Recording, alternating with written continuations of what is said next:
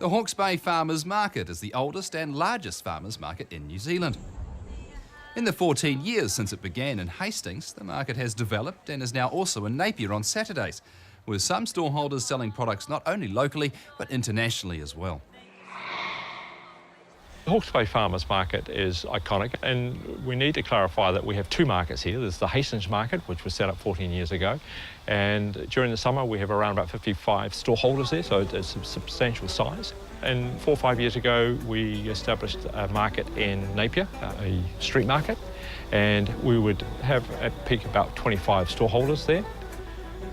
It works well for the stallholder, the operator, from the point of view that you have this ready-made research panel, the consumer, and they're inquisitive about your product, they want to know more about it, and so it's an ideal opportunity to gain that feedback. So you can introduce a new product and get a really good feel as to how successful the product's going to be before you go out into a nationwide launch of that particular product. There are many markets around New Zealand, and some of them would like to use the term farmers market when in fact they don't comply with those regulations. Those regulations basically mean that the products that you're selling you have either grown or harvested or are processing yourself. It's not something that someone else has grown and you're selling on their behalf. So that really is the very strict criteria as farmers markets are concerned. It means that the consumer can come with confidence and know that what they're buying, in fact, is a product that you grew or you made right here in the Hawke's Bay or whatever region it is that you might be in. The sheer success of some of our stallholders has meant that the products that they are growing and processing, they have exceeded the supply factor here in the Hawke's Bay, and so they're sourcing some of that product from other regions. And whilst they are then converting that into a finished product, it does start to blur the boundaries in terms of, is that truly a Hawke's Bay product? But you know, under the farmers market rules, something that is processed here is deemed to be a local product. Food Hawke's Bay was created as a really important component to the development of the food industry in association with the farmers markets here in Hawke's Bay. And that was the vehicle that was to work with the individual farmers and stallholders to assist them to commercialise their product. And I guess that some of the examples of activities that they are engaged in today, things like the signature dish. So this is about where local product has to be incorporated into a dish that is served in the local restaurants, and they're judged accordingly. Things like the Locavores lunch, and we hold that once a year at the market, at the farmers market, using celebrity chefs. And you know, part of the process is that they have to go to the stalls and buy the produce that they're going to cook with. Probably one of the biggest challenges for us at the moment is to look forward and try and visualise what the whole market environment might look like in 10 years' time. And we have a number of initiatives. One of those is trying to identify who is our likely customer going to be, and we believe that is probably the younger person who has that disposable income, and we need to start engaging with them now if we want to have them fully engrossed in the farmers market regime as years go on. So that in itself means we have to change our way of thinking in terms of media. You know, social media now is probably more important than national media.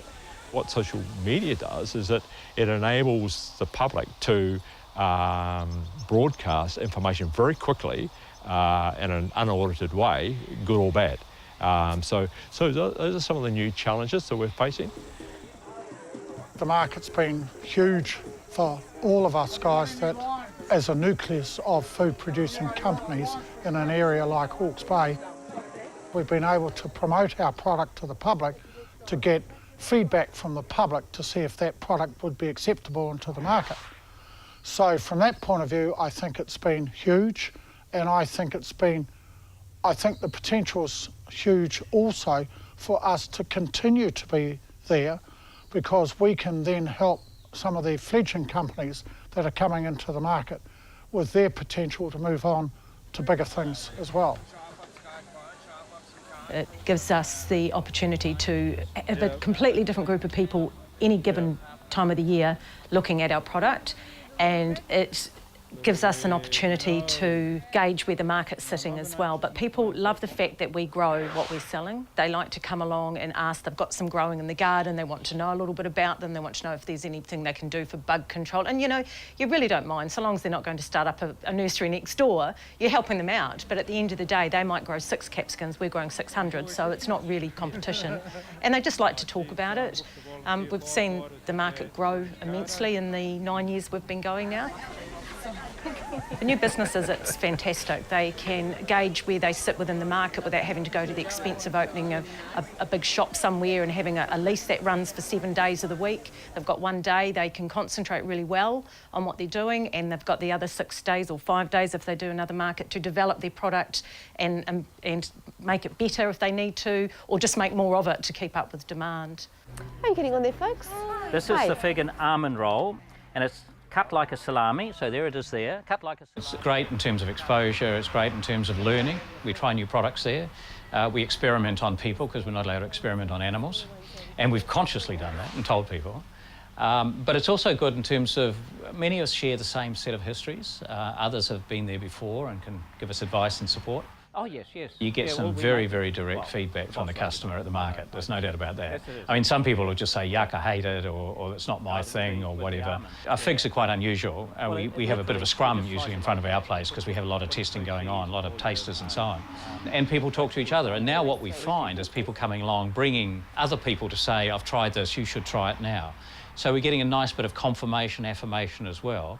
But equally, it is immediate feedback, and that's great for people like us.